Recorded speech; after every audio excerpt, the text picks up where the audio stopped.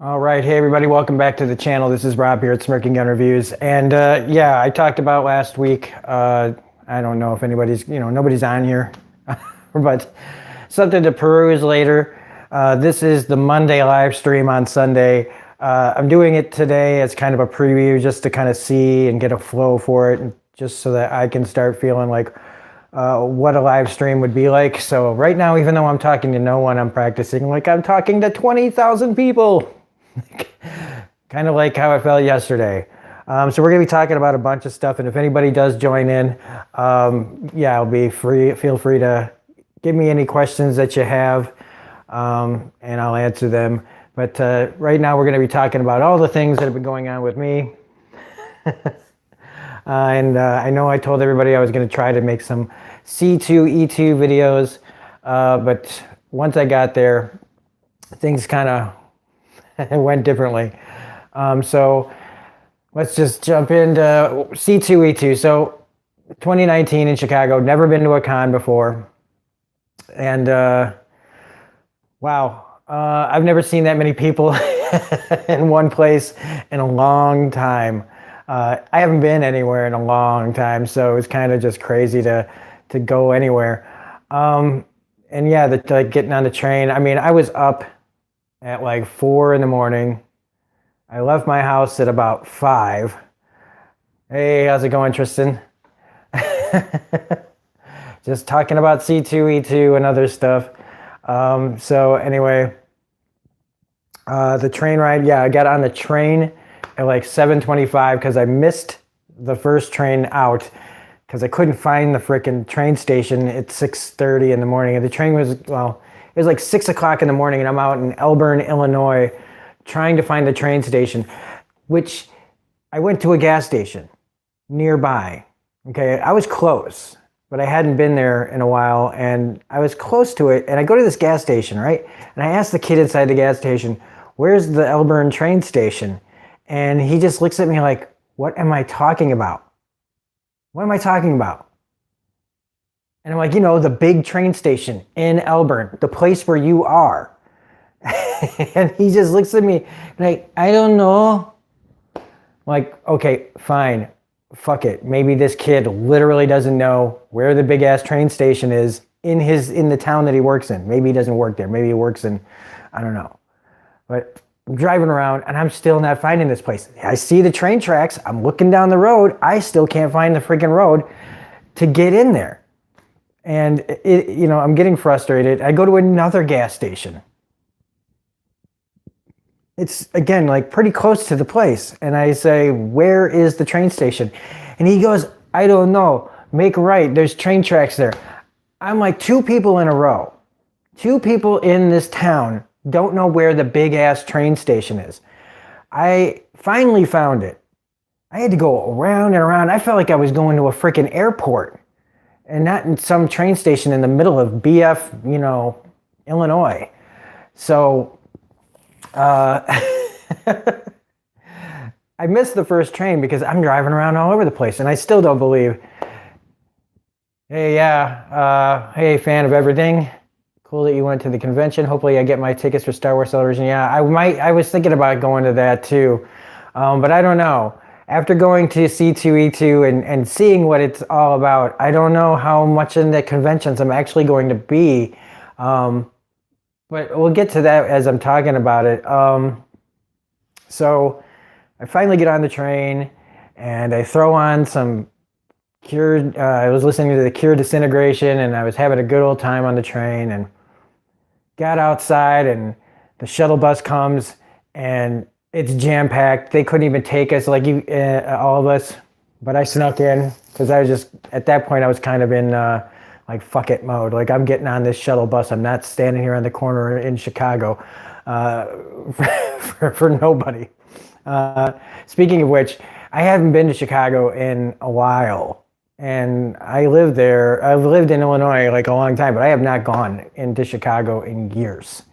And I was sitting backwards from the city. I was pointed the opposite way that the train was going. And when I turned and I saw the skyline, because I didn't know it was going to be there. I literally didn't know I was going to turn around and see, boom, all the big buildings and Sears Tower and everything. And you've seen it a million times, or at least I've seen it a million times, whether it's been there or, in the past, or just seeing, skyline in movies, TV, and whatever. But there's something about it when I just saw it, like it was just there. And it's something I hadn't seen physically with my own two eyes, being there, that it was kind of taken aback for a second. But once I got down there, I was like, no, screw this.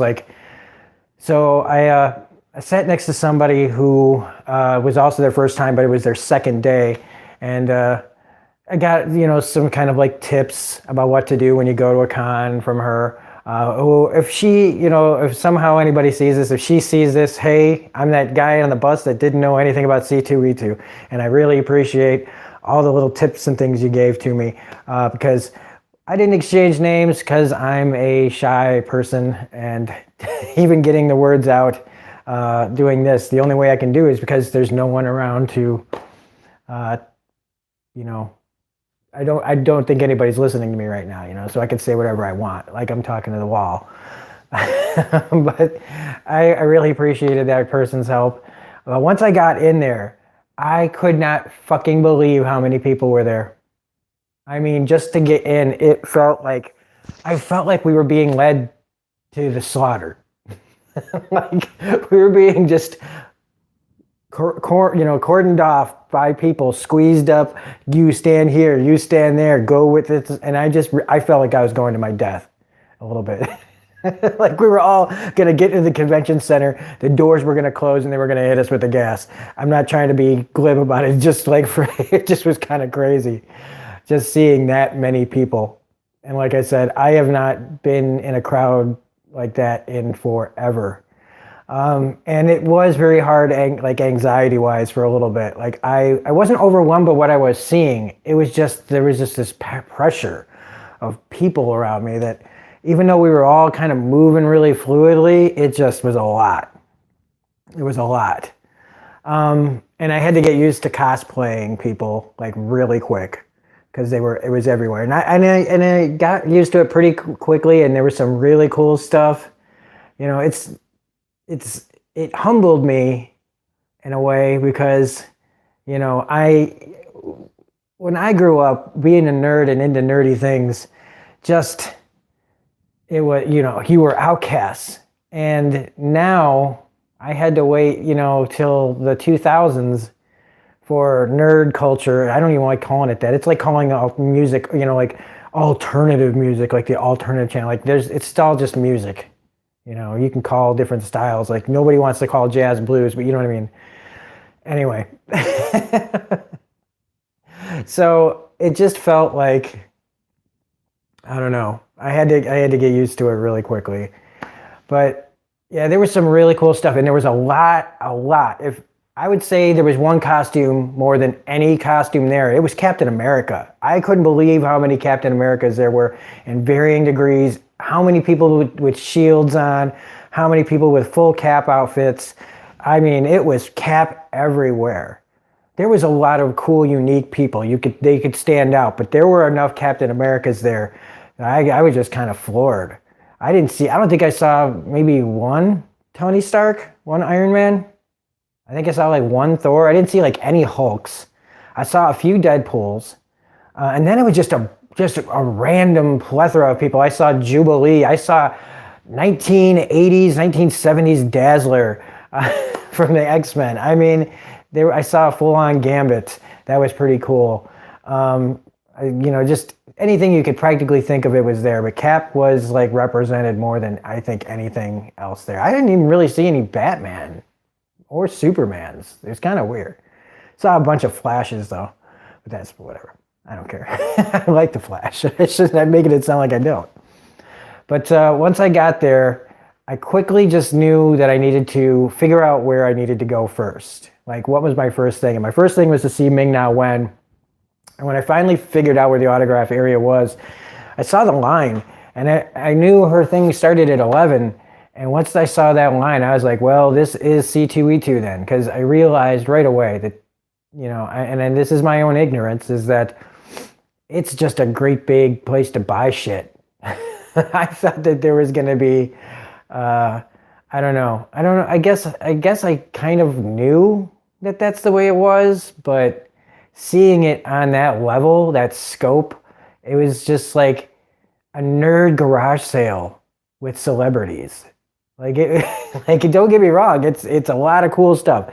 It was a nerd. I mean, if I would have had 5 minutes in there alone to just take whatever I wanted, I would have fucked some shit up. I would have had a lot of loot, and I would have known exactly where to go because I did a lot of laps in that place.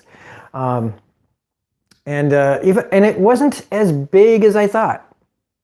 I was intimidated, but it just really was just this one kind of area, just in a big circle.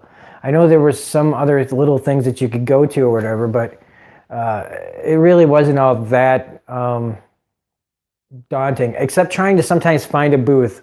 I found a booth early, and I would go, you go back to that booth and remember where it is. And for a long time, I couldn't find that fucking thing to save my life. Um, But once I found Ming Na Wen's place and I stood there and I got in line and I got to finally, I mean, right away, I'll just say that the whole thing about celebrity kind of gets demystified. Like I got used to seeing people that are famous, like from a distance. So I was like, oh, there's Rob Liefeld. There's Tyler Hoechlin. And, they weren't walking around or nothing, but like, I mean, the comic book artists were right there. So that kind of tells you the level of celebrity we're talking about. Like they were just out. But the other ones, you could see from a distance. But once I got up there, once I met, so Ming Na Wen is the first person I went and saw, and I got to meet. And I didn't have anything for her to sign. I just had to pick her one of her pictures, so I got awesome lady she is. What an awesome lady Ming Na Wen is. And that's the thing. Is that I'm wanting to do this, like for YouTube and do things for entertainment and get bigger and somehow end up being able to maybe meet people like this more often and get more FaceTime, because that's the thing that sucked. That's the thing that sucked, is that it was like it was wetting my beak and not being able to really have a full drink. And so I had to get out what I had to say. I told her, I really thought that, I told her about my channel. It was kind of cute that she like pretended kind of like that she knew my channel.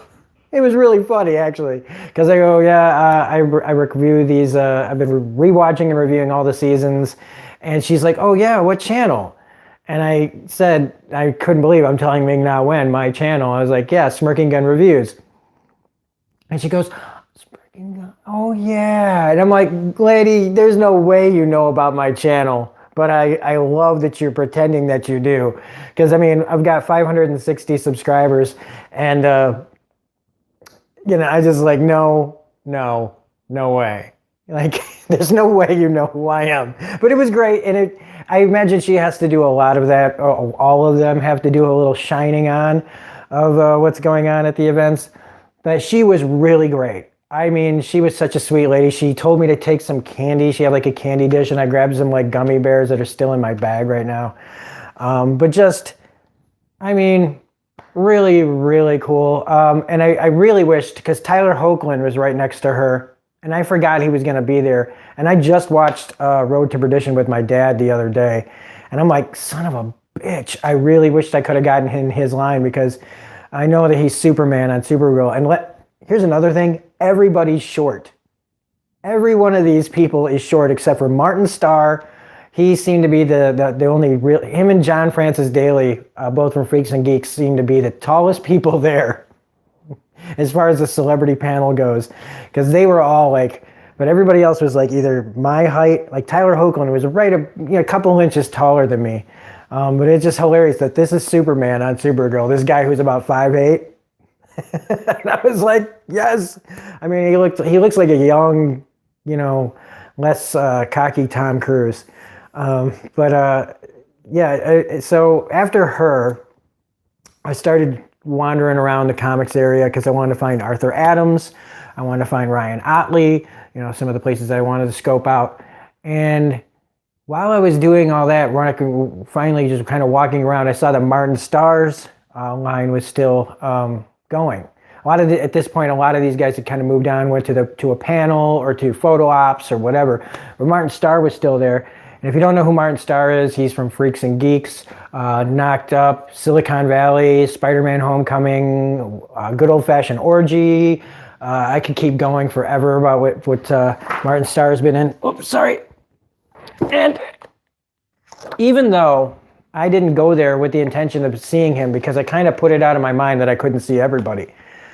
But then I found out that Clark Middleton wasn't going to be there from Fringe and Blacklist. So and Martin Starr's line was really short at the time.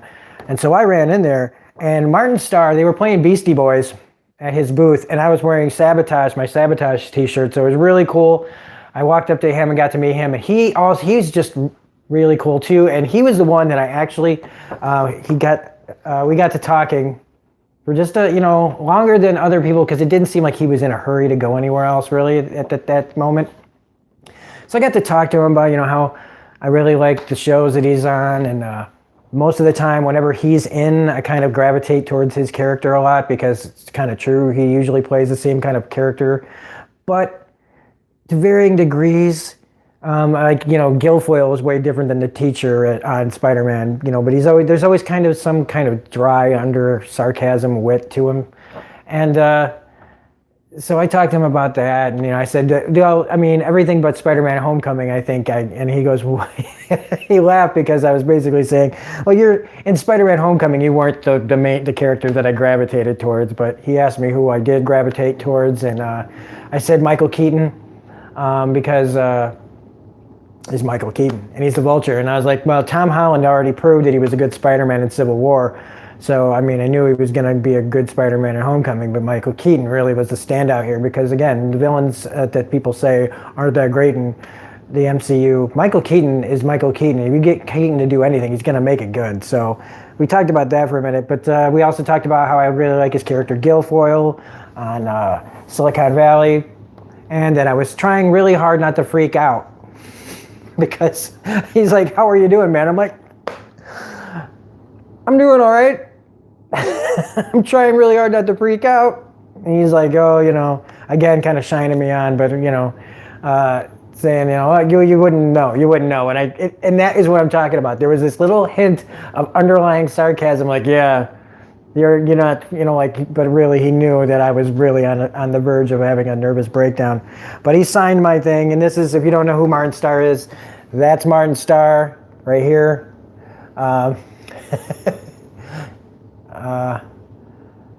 This is Camille Nanjiani. He also is on the show. He does a really cool podcast about the X-Files, at least he did. I don't know if it's still going. But yeah, he wrote, Rob, hail Satan, and don't forget to chortle my balls. He asked me if that was okay. I'm like, are you fucking kidding me? Of course that's okay. That's more than okay. That's more than appropriate. That's perfect. So, really, really cool guy. In fact, as I was walking away, it really kind of felt like he wanted me to stay, but I was so nervous I needed to just go. I had to go, and I'm kicking myself now for not kind of making myself see if I could get some more out of him, and just to talk and things like that, because I did tell him that his Silicon Valley season 5 review gave me, at the time that it came out, was some of my biggest views back then.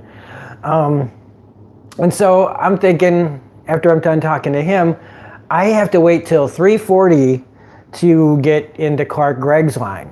And since Clark Middleton's not here, and Arthur Adams wasn't going to be there till, gosh, I don't know when he was supposed to get there. It was definitely before Clark Gregg, but it was like, and Ryan Otley didn't start till 4. And so I'm kind of running around still. And then I see again, like the other person that I was planning on going to see later after Clark Gregg at 5:40 was Nolan North. And Nolan North's line is still open, and its line is really short. And I'm like, holy crap, I'm getting into all the places like right away. It was really crazy. And so I got up to see Nolan North, who was entertaining every single guest that came up to him. He was recording video for people on their phones and doing all sorts of shit. It was really great, and I should have had him do the phone thing, but again, each one of these people, I just kind of had a really hard time not completely geeking out over, because it's Nolan freaking North, man. And I haven't been out of the fucking country in years, and I all of a sudden am in a room full of celebrities. It was literally Country Mouse, City Mouse, or like ex-City Mouse, who now lives in the country, goes back to the city for the first time in fucking forever. And so, and all of a sudden I'm surrounded by celebrities and people I respect and stuff in the industry. And it's like, how am I supposed to react? So I get up to Nolan North, and he just looks, I'm just trying so hard. It's like they all can just see the newbie sheen that I had on me. And again, I was telling him, retro replay, I love it. And that, he told me that, and here's some news. He had panels, so he probably said this already on the panel, but if you weren't there, and if it isn't on YouTube already, he did tell me that, because I tell him I review stuff, but he said, well, April 4th, him and Troy have an announcement that's going to break the internet. Now, April 4th is really close to April Fool's, and so I told him, like, hey, you do realize you're making this really close to April 1st, and he said that Troy Baker's birthday is on April 1st, which after that, at that point, because I didn't neither confirm nor deny whether or not Troy Baker, his birthday is on April 1st, but apparently this announcement is supposed to break the internet. I don't even know what that would be, except if you, maybe something about The Last of Us. I don't know, because I don't think that there's anything they can announce about their show, Retro Replay, that would blow the internet up. But there's always some big thing that one of those two is involved in that would probably get a lot of hype. But he was really, really cool. I told him, that, like, basically when Uncharted came out, it for me changed the way that stories were being told on console and video games in general. And that, a lot of games get me, I'll stay for the gameplay, but what gets me in the door a lot of times is who's going to be in that game. And, like him and Troy are two people, and, that I really, follow and will buy a game just because they're in it a lot of times. But he was really cool. He signed, I got this from Nolan North, picked this picture out. They had like things all different things you could choose from. Deadpool was a cool picture, but this is, Nolan North is Nathan Drake, and it was really, really cool meeting him. He was the one that, again, I just wanted to keep talking. It just really sucked that I had to stop talking, because I had so much to say, and I'm sure that that's the way it is for everybody. And that was the other thing, is just being very humbled, because I'm out here in the middle of nowhere, where I feel like the only person that's into what I'm into. Everybody at my job is basically, they're just not on this, like nobody, I don't have anybody to talk to at work about this stuff except for one guy, and he's been out of the loop, that I'm kind of like his way into the world of modern pop culture. So he knows a lot of stuff about like the 80s and 70s and 60s, which is cool, but he has really nothing new to say. And so when I went there, it blew my mind how many people are into this. It also it was a little disappointing to see how many people and I guess it's not surprising, but how many people out there were just buying stuff and getting autographs, like, just to sell on eBay. And, I know it's a thing. I'm not being completely ignorant, but it's like to actually see it is, hey, everybody's got the right to do what they want to do, right? But it was just kind of weird that, like, they're not there as fans, and so I kind of felt a little more like, fuck these people a little bit. Not fully. Okay, everybody has a right to make a living. This is how they're supplementing income by going to these places and getting. But what they're doing is they're slowing the line down for everybody else. They're buying like tons and tons. They're spending a shit ton of money for autographs, and they're standing up there, and the lines aren't moving, and they're just pulling out thing after thing after thing. These are the people that get the VIP tickets, that are there at the front of the fucking line, and just boom, boom, one after the other. They're seeing people just carrying carts of stuff that I'm just like, goddamn, like, talk about taking advantage of, like, the rules. They're not doing anything against the law. They're not doing anything illegal. They're not breaking any terms of the convention or anything. What they're doing is they're taking time away from people that can't afford this, that this is like a vacation for. You know what I mean? And it's sad that that's the way it is, and it won't change. It won't change, and you just got to deal with it. But seeing it again for the first time, kind of having that like I wasn't mad because I wasn't moving faster, but like I was looking at all these people around me. Because believe me, I can stand around for a long time without getting tired or pissed off. But just all the little kids all over the fucking floor, just kids crying, babies crying, like people like can't get out of line. And I'm just like, you brought everyone? Because I know they want to make it a family thing, but damn. Yeah, seeing all the vendors and the collectors who are just there to make a buck just made me a little sad. I mean, there's the people that are already selling their stuff. They pay for the booth, and then there's this, but whatever. I mean, I've bought stuff that had autographs online, so it's not like I can't say that I didn't benefit occasionally from what somebody did at one of these things. And I guess, if they're buying stuff for online selling, somebody who couldn't go will be able to pick up something online later, that kind of deal. So if I look at it with, rose-colored glasses, it's a little more tolerable. But after talking to Nolan North, I didn't have anything to do again until Clark Gregg came on, and I got Arthur Adams. I did get to Arthur Adams, who his wife, it appears, is not feeling well. So if not that he's going to see this, but I felt really bad. But he's signing things for free. He was signing up to 3 things for free, and then donations. I gave a donation because he's already signing my stuff for free. Why shouldn't I? I saw a lot of people just saying fuck him, and I'm like, that again, just kind of the callous way people were going by myself, but I also could have used a partner. But by being by myself, I was able to notice a lot of things about the way people behave in crowds and things and in events like this, and it's kind of weird. But I did get him to sign my Days of Future Present, Arthur Adams. He signed it right up there by the X-Men part, Arthur Adams, 319. This is I believe, my first appearance of Gambit from the X-Men. So I got Arthur Adams to sign my first appearance of Gambit. I was like, sir, you are a god among men. And he did it for free. I mean, I tipped him like $5. I was like, I know I should have given him more. I should have given him more because it just, and then I also got him to sign my Immortal Hulk #9 variant. That is the X-Babies versus Mojo issue. Well, I mean, it's a variant cover, but it is a sweet cover. I had to tell him how dope this was. I was like, dude, sir, this is a dope cover. And he's like, yeah, he was like, we kind of got into a conversation about how they colored it and everything. And I mean, when you actually get to meet one of these distinguished gentlemen, one of these guys that are class acts from, who've been doing it forever. I was in awe of this man, looking at all the stuff that he had, across the years. Like I saw some stuff that I didn't even know was his, like the Deadpool versus the giant, versus a great white picture. I didn't know that was his.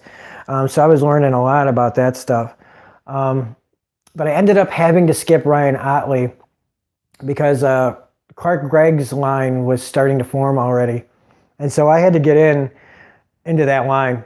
Because I was just like, screw this, because I'd rather stand in line for an hour now than stand in line, for an hour and a half, 2 hours, while, at the back of the line. And so I finally got up to Clark Gregg. I had 2 things I wanted. I was trying to debate on whether what I wanted him to sign. The first one I was going to have him sign, which I ended up not, was my Deadpool #31. The issue where Deadpool shoots and and kills Coulson, but I didn't because I was trying to be, memorable in a way, which was ruined before I even got up to the front of the line because a guy in the line who was after me, but he had a big ass movie poster of the same thing, and I went to myself, well, you can be a real asshole or you can be gracious right here, and I wanted to tell him, hey, asswipe. But no, at least it means we were on the same wavelength, and we both wanted him to sign something that from the movie Choke that Clark Gregg directed. It's based on a Chuck Palahniuk book, the same guy who wrote Fight Club. Basically, Clark Gregg directed that movie. It's only like the second thing that Chuck Palahniuk has ever been able to adapt into a movie. And so that's already like a precedent right there. Plus the movie's got Sam Rockwell. It's got Angelica Houston. It's got Kelly MacDonald. It's got, what's her name? Gillian Jacobs from Community was in it. If you think she's hot, definitely watch this movie. But yeah, he signed my DVD of Choke. He was very happy. He's like, oh my God, this is like my favorite thing to sign. And I was like, yeah, well, he actually, he was, the people that were right before me was a whole family. I'm talking mom, dad, brother, sister, other sister. They had fucking kiddie chairs and strollers and shit. And he sat there and he talked to them and he was just like, oh, love your family and all this. And he gave like the kids a special autograph and everything. And he comes up to me and he just completely, like, I can see what they have to do. Like, they're still kind of acting because he just drops the whole, and then he was like, yeah, I tried not to fuck this movie up too bad. He said that too. I loved it. I was like, Clark Gregg just told me he tried not to fuck the movie up. Clark Gregg just told me he tried not to fuck the movie up. And so I told him, no, man, you totally captured the spirit of the book and the cast and everything else. You did a great job. Not everybody can do things like this. And, after I told him, and after that, I told him, Mike, how much I respect the first season of Agents of S.H.I.E.L.D. I'm reviewing it and blah, blah, blah. But again, just a down-to-earth guy. Again, I was trying really hard not to freak out because I had so much to say to this guy. But I needed more time. It was starting to make me realize that I hate what I do in my real life and that this is what I want to do in my full time. But I know that, like, I can't just do that. Like, the reality is, I could just quit my job and try this and not make any money and be terrible at it. You know what I mean? I'd still have to find a way to, like, supplement, make money. And so it's a little out of my range. But after that, I was going to leave. But I did need to go back to that booth that I couldn't find earlier. The one that I found and then couldn't go to before. And that was and this might be controversial to some people who don't like them, but I'm sorry, I do. And I was trying to find the Channel Awesome booth because they're from Illinois. And, like Brad Jones's Stone Gremlin Productions, he's part of Channel Awesome, but he's in Springfield. But Dave and Rob Walker and Tamara Chambers and Malcolm, they're out of like the suburbs of Illinois. And so they had a booth there, and I was more excited on a certain level to meet them than anybody else because they do what I do, and they're just big. And Brad Jones, he's big too, on a little smaller degree as the rest of Channel Awesome. Like, he doesn't have as many subscribers as they do, but I actually, prefer his stuff now. Like, as far as, like, I love both of them, but like I'll watch Brad's stuff as soon as it comes out. I might wait a couple of days to watch Channel Awesome stuff. But I was so scared to talk to them because they are like people that I could actually see more often at things. Like I could, you know what I mean? Like, they're more attainable. They don't have that same kind of celebrity as a movie star or a TV star. And they're doing what I do. So it's kind of like a peer me on a much, much, much smaller level, but still peers nonetheless. And so I got really fucking, like, I walked past that booth, man. I was like doing drive-bys, like going past them, like, not this time. And then I'd find some excuse to go wander off for a few minutes. I'd go by, nope. Still couldn't go by the damn booth. I just couldn't talk to them. I was so fucking scared. I have no idea why. I finally talked to Brad, and I completely, like, just made a fool of myself because I just could hardly talk. I felt like a blithering idiot. I was just like, he looked at me, and again, like, I guess I have that face because he looked at me with recognition, like, oh, hey, he literally was like, and I'm like, you don't know me though. Like, like, I don't think you know me, man. But, I said, yeah, I really like your channel, and I contributed to your last Patreon for your movie. And he's, oh, hey, yeah, thanks, man. And, And then for me internally, just it went off the fucking rails because I was like, yeah, and like, I just wanted to say, that like I said on the thing, that you said my name and, you talked about what I wanted, that you mentioned my channel and that I just wanted to say again that you helped me out through like a really hard time and I binged watched like all your stuff and I love your, and I was just, it's like I left my body for a minute and I was just hearing myself sound like this blithering idiot who couldn't get like anything like what I really wanted to say out because I'm looking like I'm trying not to look to the right because there's Rob and Doug and Tamara and Malcolm and Ayana and Heather and Walter and the whole group is there and I'm trying to just focus on Brad and I can't even do that because I don't even know. I felt like when I walked away, I felt like I was drunk.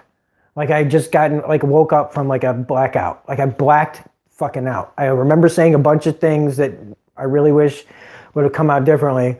And then when I walked away, it was like I came out of like the fucking Bermuda Triangle and I was like, okay, it's time to go.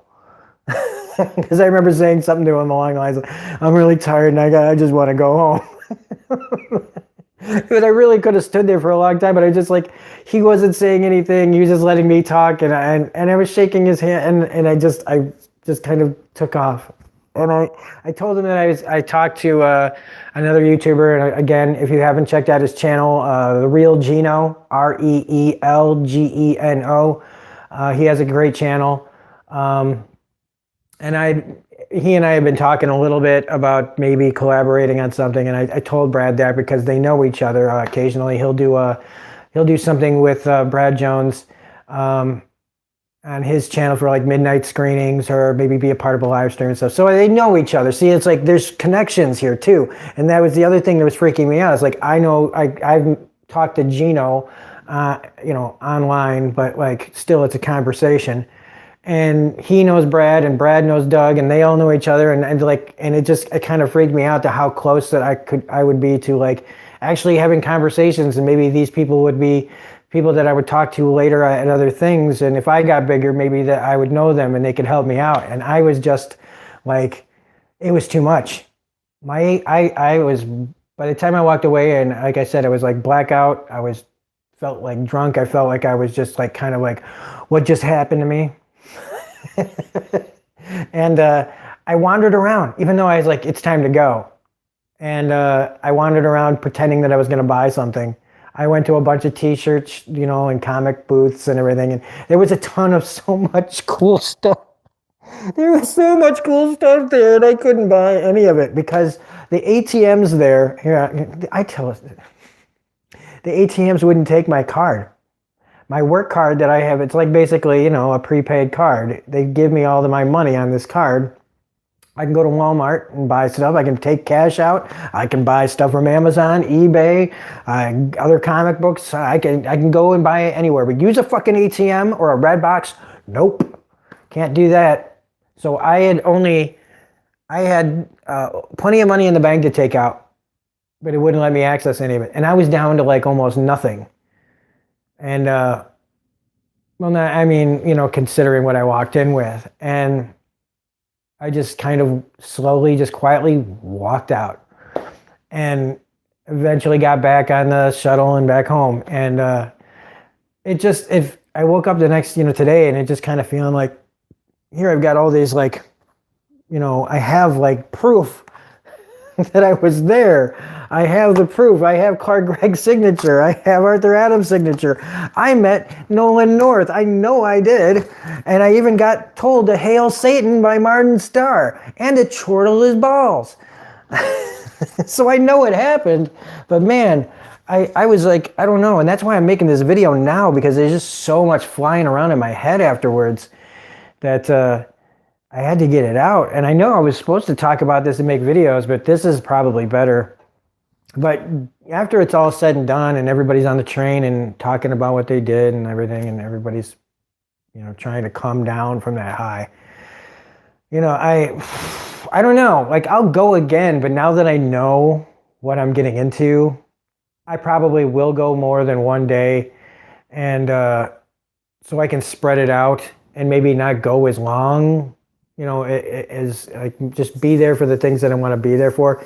But I mean, if things hadn't suddenly worked out the way that they did, where I was able to get to every single thing basically one after the other until Clark Gregg, I could have been out of there by like 2. You know, it was crazy. But that C2E2 2019, and it was a lot of fun. It was craziness. Like I said, I've never seen that many people in my life. But yeah, I'm supposed to be going to Walker Stalker next month, and I don't know. Like, I don't know. It's a lot. And but if I do, I'm going to be going with my nephew. And hopefully, if we can figure it out, it'll be fun. But no, the demystification of the celebrity was kind of there. But anyway, let's talk about the next thing. This is what I wanted to talk about. I got my Avengers Endgame official motherfucking poster. Now, see, this is a thing to react to.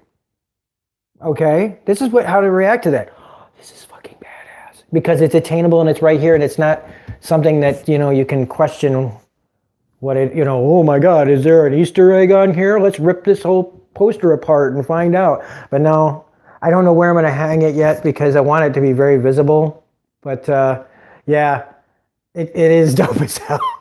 And look at Cap is like forefront of this. I mean, I know Tony's up there. Great. Thanos is in the corner. But this is Cap's poster, man. Look at that shit. I don't know. I know Cap's not everybody's favorite, but for me, this is like bomb. I just love the purple.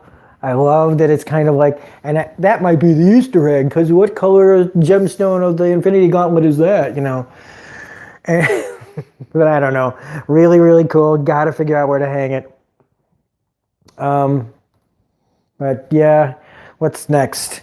Okay, so yeah, after that, and I woke up and saw, which just made my whole picture go completely black because of the backlight on my TV.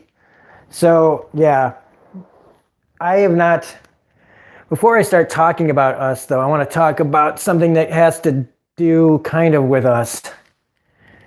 And that's, let's wait for this to get down. So anyway, again though, I still can't believe how many people were there. And again, like I said, it's humbling to know how many people are into this stuff. Like I kind of got off on the whole vendor tangent, but knowing that there's this many people and hearing all the conversations and stuff, and like how everybody knows everything about something. Like again, everybody was talking about something specific. There was these guys on the bus talking about Zelda lore, and I'm just like, Jesus Christ, I don't know anything about Zelda like these guys do.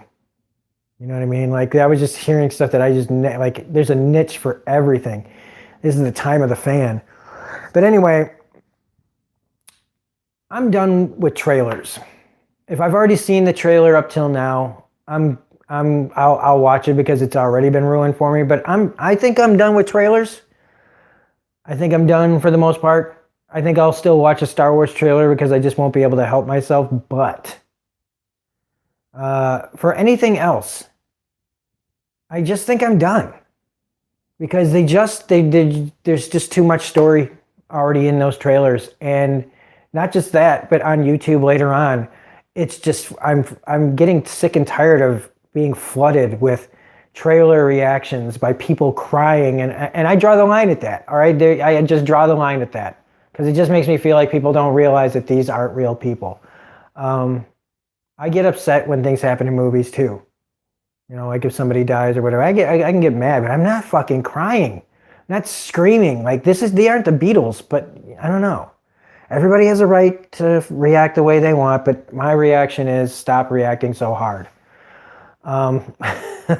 But I can't do it anymore. I started unsubscribing from places that have spoilers basically in their titles, or for movies that came out. Again, like it's not even Monday, and if you have if you're subscribed to the right channel, they're gonna post pictures and tell you about the ending and the title of their video. And so I'm starting to go through things and just being like, I'm sick and tired of going to the movies and not being surprised anymore. I'm sick and tired of waiting for that scene in the trailers. And it's just, us is kind of like that. Like there's plenty of stuff that's in Us that's not in the rest of the trailer, but seeing as how it all ends up, there's a lot of that movie's in that trailer. And now, is the movie any good? Look, it's well acted. It's extremely well acted. The atmosphere works. The soundtrack. I mean, it's really really good. And the story and the concept is interesting. It really is. And I like the Jordan guys like Jordan Peele and Steve McQueen and the guy who directed Creed or whatever. I mean, they're making good movies about African Americans with good stories to tell. They don't feel like this Medea stuff that I just don't understand why, whatever. I totally think that might be a cultural thing only, but I just don't get it. It's not fundamentally good in any way, but whatever people like, they like. I don't want to diss. My opinion is Medea is crap. That kind of stuff is crap, but I do like that there's Jordan Peele and Steve McQueen and other guys out there making good content. I know I don't know everybody's names. There's a couple of girl directors that are African American that are putting out some good stuff too. I just can't remember their names right now. But it's good to see that this kind of stuff is being made. Because I mean, during the commercial, I had already seen a trailer for this, but they showed it again, so I didn't mind watching it the second time. And it's like I see stuff like Shaft, another Shaft movie, and I'm like, that's still like, it's having fun and everything, but like I don't know. But anyway, this movie has a story that I swear feels like it's something that I would have come up with while I was mildly stoned. It has like this great idea where you're just like, you know what, man? What if there were? And full spoilers if you haven't seen the movie, because everybody else is spoiling the fuck out of it. But what if, man, there were people that looked like us, man, but they weren't us. They were us, but like they were like our shadows, dude. And then go off on a tangent about like I mean, it's. While I was sitting there watching it, I was like, yeah, this is a really good story to talk about, like if I was stoned, because it is bizarre, and there are some parts in this, man, that it feels like they're wrong, like they don't work. There's a couple of things in here that don't work. There's a couple of parts that just kind of seem to like take a hard, like, what? That makes no sense. How did you get there? And it feels like somebody who like was stoned and like passed out and somebody nudged him and kept talking, but he jumped further into the story and skipped like a whole bunch of stuff, because there's just some stuff in here that just doesn't, I don't know. But as far as scares, they do too much of a jumpy thing where I don't like jump scares. I think that they're cheap.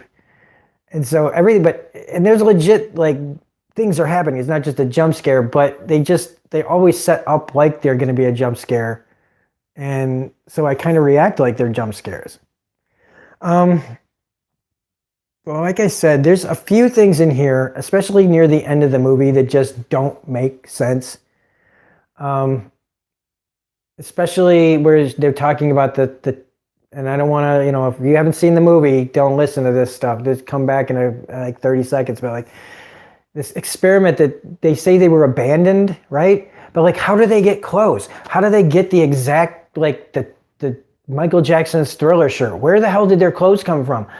I know they were eating rabbits, and I guess maybe because they mate and they have babies a lot, that's their food. But like these people would have had beards and whatever. I don't know. I just don't understand the world that this movie created. I don't understand the world of these other people enough to go, how the hell did certain things happen? How are these people alive? How do they not know how to get out of there? Like, it seemed like it wasn't that hard for them to get out. So why were they down there for that long, except, this plan? And by the end of the movie that's happening everywhere else. But if she's special, how did they all know? Like, I'm a pretty clever guy, but some things just don't make sense to me in this movie. And even though, like I said, that the acting is really good, there's a sense of humor in here it's really funny, but it's also trying to be really funny in really not funny situations. Things where you should not be laughing at this point. Nobody in their right mind would be making a joke at this point. And it just felt like that's the part of it that really kind of I didn't like, was just the believability of the tone in really dire circumstances. Nobody's going to be, if anything, those kids would be fucking crying, not making jokes. And the dad wouldn't be joking with his kids while he needs to try to keep, like everybody in this has got way too many jokes. And I don't want to be somebody who's like, oh, I'm against humor, but no, like that was just, and then, but still effective movie. And I thought it was going to be simple. But then it just kind of, by the end of the movie, it's just this more complicated story that I hope doesn't go on. I don't need any more. I don't need any further explanation. I kind of want it to be like one of Jordan Peele's Twilight Zone episodes where, the world is going on still and they're dealing with whatever the aftermath of this movie is. I did like how everybody was so starkly different than their counterparts. But there's supposed to be shit. I don't know, man. There's still like just so many questions I have about this movie. But I don't feel like looking them up. That's the other thing, is it doesn't leave me much of an impact to do any further research on this movie, because now that I've seen it, and it's fine. Tim Heidecker's in it, and who hasn't wanted, I liked watching him die. I shouldn't say it like that. It's just Tim and Eric, their show on Adult Swim, and just their kind of sense of humor in general. They're like Andy Kaufman, where they're just like, we're just going to be as weird as we can be and try to piss people off and everything. And I get it, but it's just, there's also kind of a smugness to Tim Heidecker that I always have felt that maybe he's not like that in real life. But he made a movie called The Comedian, or The Comedy or something, where it's basically just him being despicable. And I was like, yeah, I feel like that's him in real life.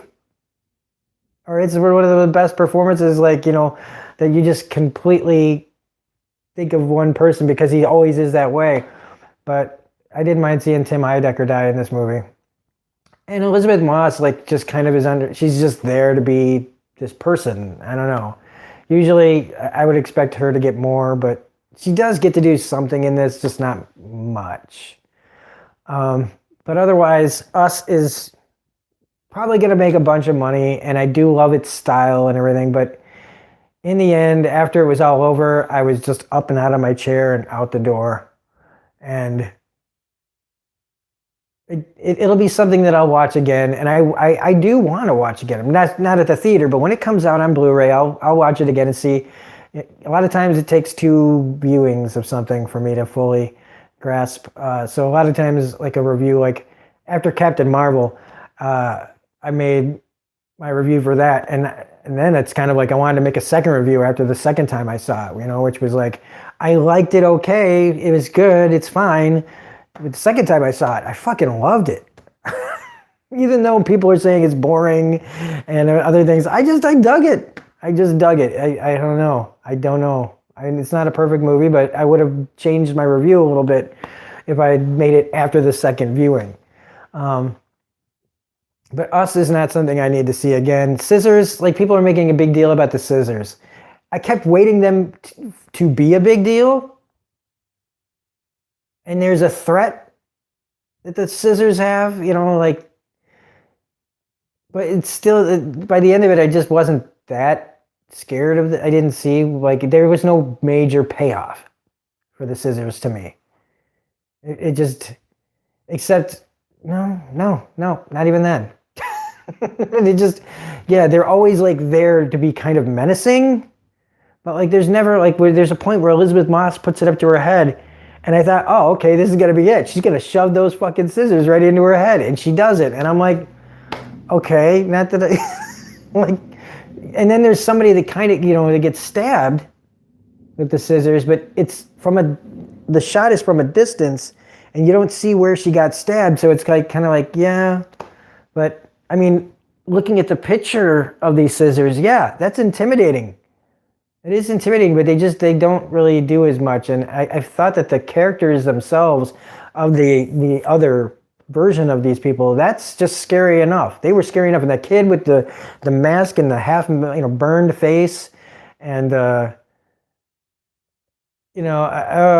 just the look on everybody else, and why the fathers all talked like they were dinosaurs, like like I know they had to develop their own language. Like, she can talk, but the rest of them can't. They're not as evolved as she is or whatever. But I don't know. They were pretty creepy, and I didn't really care what happened to any of them. The ones that they do show get pretty great deaths. I do love how the kid figured out that he's a shadow. He'll do whatever he does. So he gets up and he backs him into the flames. That was tight. That was super tight. And they never did anything else with that. And that pissed me off, because I thought, there you go. I mean, yeah, it was creepy seeing the other version of the mom like show up right outside the car there, like blending in with the red. But then they don't do anything with it. And I guess it's something that you assume that they'll talk about later. Like, hey, by the way, if we find our counterpart, we just got to make them do, the opposite of what we're doing. So if I'm walking forward, he's walking forward. If I'm walking backwards, he's walking backwards. So, or did it mean that all the ones that had their hands across America were all the people that they killed? That's why once they killed their counterpart, they were free and they could have their hands together. I think I figured something out while we were just talking about this. But that sounds about right. But Us, it's fine. And like I said, its style and the soundtrack and the acting and the idea are really good. It's just, I don't know. I wanted to really be scared, and even though there was threats of menace, and at times I felt like something was going to happen, it still played out pretty much by the numbers, and even the twist at the end. Okay, so if you haven't seen the movie, really get out of here now. And the thing is at the very beginning, when the little girl meets the other little girl, I went, oh, they're going to switch places. And then nothing's comes of it, and then you don't think about it again until the end of the movie, and then you find out that they switched places. And I was right from like the beginning of the movie that was what's going to be happening, but I kind of put it out of my mind because the other one was so bizarre that I didn't think that, oh, she's bizarre because she's been down there, and she became like fucked up. And her voice is all messed up, probably from like lack of use. That she probably was talking, because nobody else talked. So she has to talk like this because her vocal cords probably aren't very strong. So, I mean, there's some really cool choices in here, and there's things that do make sense. There's some other things, though, that just completely don't fucking make sense to me about that whole thing. And maybe I will watch one of these Nerdist or IGN videos of, dang, man. So I don't know, one of my lights was acting weird or something. But so anyway, I'm done talking about Us. Again, this was just kind of a trial run for the Monday live stream. And again, it's a Q&A, so if anybody has any questions, I know there's only one person in here right now, but like, this is just for me to kind of get comfortable with and have something to talk about. I will be live streaming tomorrow, though. After around 5:30 tomorrow, we'll be talking about Walking Dead, American Gods, and other stuff, because they aren't even on yet. But I wanted to talk about this stuff first and just get a little bit off my chest, because I've had a rough couple of weeks, and just a lot of things in my mind, and I haven't been cranking out the videos in the last few days like I usually do with like Agents of S.H.I.E.L.D. or my MCU reviews or my Game of Thrones stuff that I've been wanting to do, because I'm just been having a really hard time, and I kind of had to force myself to make this today just to put something out for the channel and to you know, make sure everybody that does watch the channel, you know, gets something. Yeah, so I'm gonna pretty much end it here. I appreciate anybody who's giving me a thumbs up and stuff. We're just hitting the hour mark as it is. But thanks for everybody that came in and tuned out, and thanks to anybody who watches this after the fact. So anyway, this is Rob at Smirking Gun Reviews saying, if you like this, please hit the like button, comment, share, subscribe, all that jazz, and hit the bell for all notifications, something I always forget to talk about. So anyway, we'll be back tomorrow with a live stream talking about Walking Dead, American Gods, and anything else fucked up that might have happened over the next 24 hours. So have a great night, and we'll see you in the next video. Bye.